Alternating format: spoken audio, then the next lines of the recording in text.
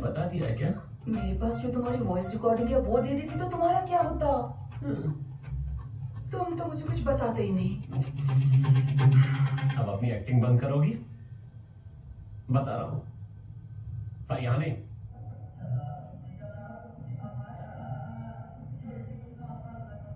बड़ी अच्छी जगह है, चलो अब बताओ। टेक्नोलॉजी बढ़ने के बाद इंसान पे भरोसा नहीं रहा। मां की कसम खाओगी तो बताऊंगा।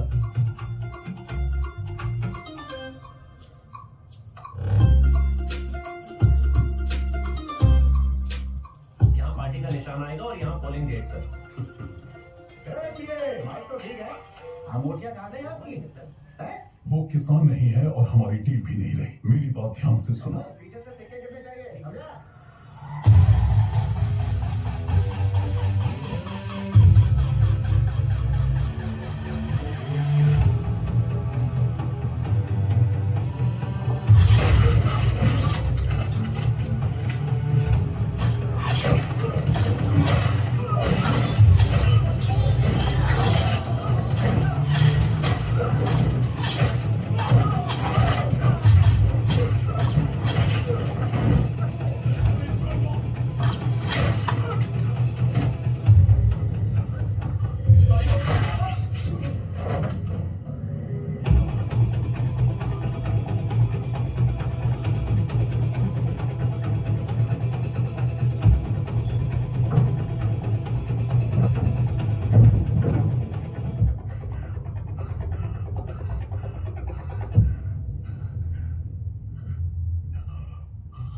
बाहर जो हुआ वो मेरा परिचय था।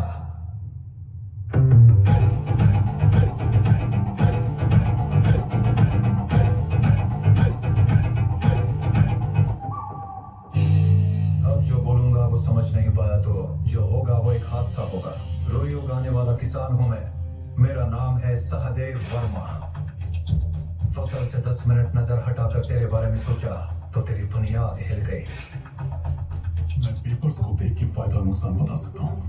तुम किसान नहीं हो, फिर कौन हो तुम? जहर पीता हूँ, दुनिया घूमता हूँ, सांसें रोकता हूँ, रक्षा करता हूँ। विध्वंस हूं मैं। विध्वंस को रोकने वाला विनाश हूं मैं।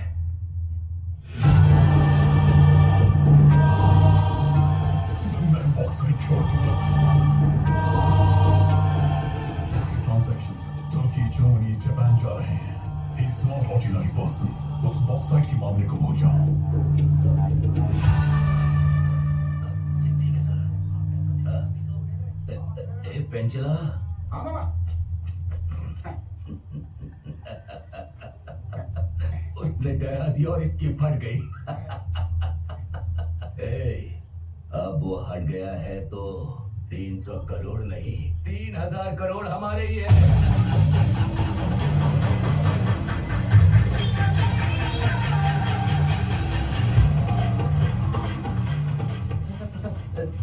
रहने दीजिए सर, वो रिमोट गेट है सर, इतनी आसानी से नहीं खुलेगा। पीए बोल बोल कर रील मत घुमा।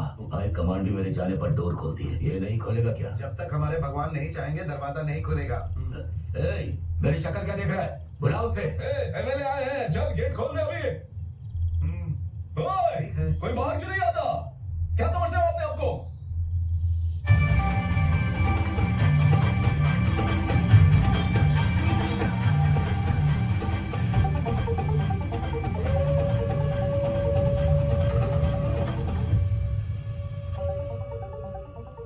महंगा कुर्ता पहना हूँ, दुबई का सेंट लगाया हूँ, 12,000 मेजॉरिटी वोट से जीता हूँ। मुझे अंदर नहीं आने दिया और उस नंगे बदन वाले बुड्ढे को अंदर आने दिया। आखिर ये क्या समझता है मुझे? अरे आप सोच क्या रहे हैं? सोचते रहेंगे तो गेट बंद हो जाएगा। चलिए, कुर्ते और सेंट की बात बाद में हो जाएगी। चलिए अंदर आइए।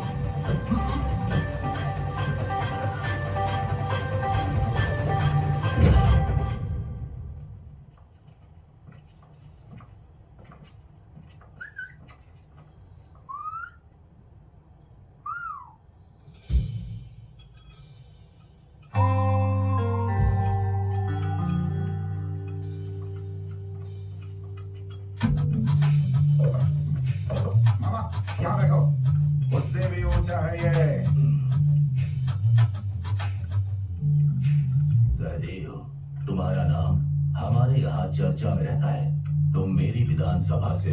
इसलिए मैं खुद तुमसे बात करने यहाँ आया हूँ। एक्चुअली मैं ये पहाड़ी समतल करना चाहता हूँ। चिंता मत करो, मुफ्त में नहीं कह रहा हूँ।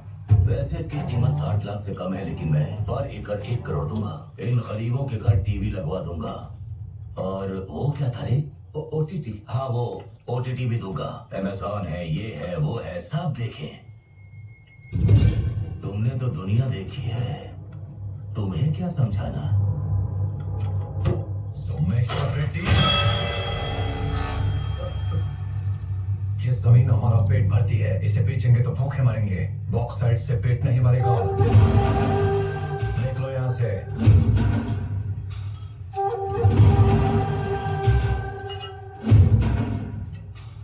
तो तुम्हें पता है ये? सब पता है, इसीलिए समझा रहा हूं। सोए हुए शेर को कंकर नहीं मारते। अगर वो जाग गया तो तू नहीं बचेगा।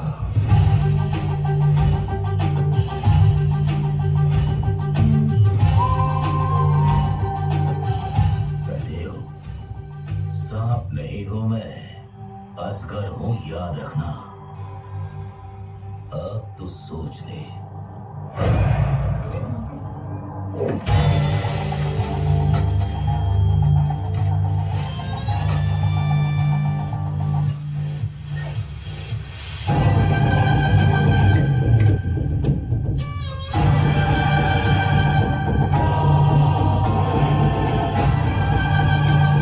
इसके बाद जो हुआ वो आवाज सुनी कि बोलती बंद। ठीक है, स्मशान चलते हैं, वहां कोई नहीं होगा। तुम्हारे सारे सवालों का जवाब देता जाऊंगा तो आखिर में वहीं पहुंच जाऊंगा, नहीं बताऊंगा। सुनो, इससे ज्यादा मुझसे मत पूछो। देखो मेरे हाथ पैर कांप रहे हैं देवी जी, मेरे बस का नहीं है। सब बता दिया ना, पूरा का पूरा बता दिया ना। एमएलए के पास ले जाने के लिए तुम्हें तो कहा था, अब उल्टा मुझे डांट रहे हो। अब रूमानी के पास जाने की बात कर रही है। रूमानी के पास? मतलब वो लैंडस्लाइड पद्मा सबके बारे में पता चल गया। वो सुन लेगी। एमएलए का नाम सुनते ही यहाँ तक पहुँच गई। पद्मा दीदी और नक्सलवादियों के बारे में बोलेंगे तो फौरन वहाँ पहुँच जाएगी। सुनिए क्या? तूने वक्त जो दिया।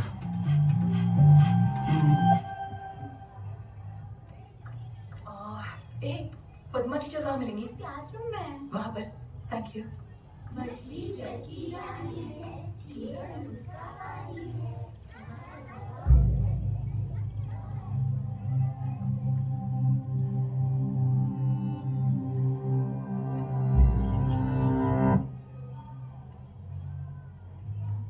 पत्ते की आवाज से मैं मुसीबत को भांप लेती हूँ। कौन हो तुम? भगवत गीता जानने के लिए भाषा ही काफी है, लेकिन समझने के लिए परिणीति चाहिए। समझने वालों के हिसाब से उस कहानी का मतलब बदल जाता है। तुम हमारे सिद्धांतों को समझने वाले एक जर्नलिस्ट हो, इसीलिए अपनी कहानी बताती हूँ। आग से शोला भड़कने के लिए हवा की जरूरत होती है, सिद्धांतों को बचाने के लिए और हमारी क्रांति को जिंदा रखने के लिए हमें हथियारों की जरूरत है। अब तक 3 बार हम तक पहुंचने वाले औजारों को रोक के कोई उड़ा नहीं गया है। हमारा खजाना भी खत्म हो गया है, किसी भी हाल में उसे पकड़ना ही होगा। पद्मा, तुम गाजियाबाद जाओ और अल्ताफ से मिलो। मैंने कितनी बार जिहाद के लिए लड़ने की कोशिश की, उसने रोका है मुझे। अब तक 12 कंसाइनमेंट्स, मतलब कम से कम 10,000 हथियार उड़ा लिए हैं उसने। किसी भी तरह उस काफिर को पकड़ना है। हमें देने वाले कंसाइनमेंट के लिए आई हूँ। आपकी लड़ाई अलग है और हमारी अलग। दोनों का दुश्मन एक ही है। इस बार आए कंसाइनमेंट में ट्रैकर रखकर उसे फॉलो करके वो जहां भी हो उसे पकड़ना होगा। उस तरह उस जीपीएस ट्रैकर को कंसाइनमेंट में रखकर ईगल को ट्रैप करने की कोशिश की। हमेशा की तरह ईगल के आदमियों ने डीलर को मारकर हथियारों को अपने कब्जे में ले लिया। मैंने उस जीपीएस ट्रैकर को फॉलो किया तो उस पहाड़ पे जो घर है वो वहां ले गया और मैं उस घर में अंदर जाने का रास्ता ढूंढकर उस घर के अंदर चली गई। ये दलाली वाले पैसे से भी ज्यादा पैसा है मालिक। रुई उगाने वाला, रुई बेचने वाला, दोनों को जीना है। ये आखिरी फसल है। चंडी का मेला लगवाइए। ठीक है मालिक, ये पद्मा है, ये जंगल में रहती है। अगर इसके लायक कोई काम हो तो इसे दिलवा दीजिए। हाथों की चोट और पाँव में जूते देखकर ये तो नहीं लगता कि तुम घर के काम कर पाओगे। मेला आ रहा है ना, वहां किसी काम आ जाएगी। रख लो।